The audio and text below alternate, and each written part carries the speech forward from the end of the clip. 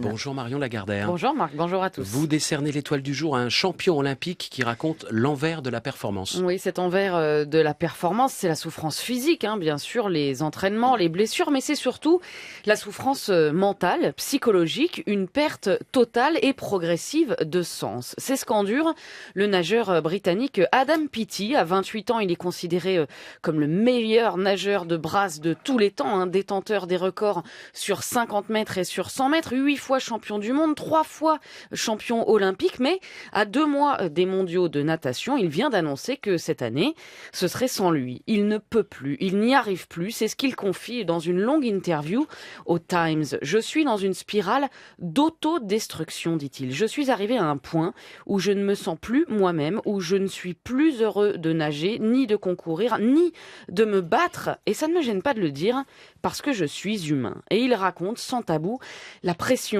qu'il s'impose, les violences qu'il s'inflige parce qu'il n'y arrive pas, l'alcool aussi dans lequel il se noie. Je suis seul, dit-il, incroyablement seul, avec un petit diable sur mon épaule qui me dit « Tu es en train de passer à côté de ta vie, de toute façon tu n'es pas assez bon, alors vas-y, prends un verre, fais ce que tu as envie de faire ». Pour stopper cette spirale de négativité, il a donc décidé de faire une pause, c'est-à-dire de renoncer aux mondiaux, pour mieux préparer les JO de Paris, même si là aussi il se demande à quoi ça sert tous ces sacrifices pour quelques secondes de gloire olympique. Pour mes premiers jeux, dit-il, ça avait tout son sens.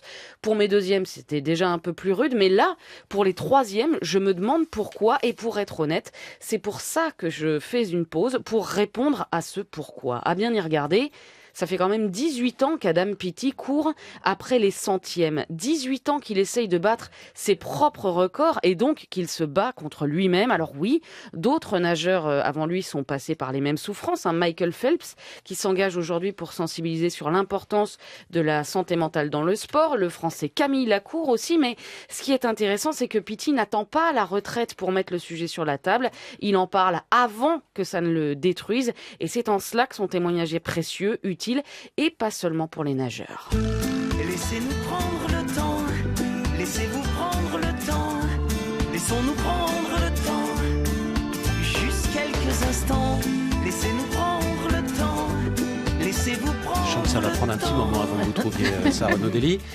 Michel Fugain, le Big Bazar. Au hasard. Ils sont grenoblois. C'est Sinsemilia. Voilà, je donne direct la réponse. Sinsemilia, c'est un groupe de reggae français qui bosse bien depuis 30-35 ans. Ça vous rappelle des souvenirs, Renaud Dely, on en parlera une autre fois.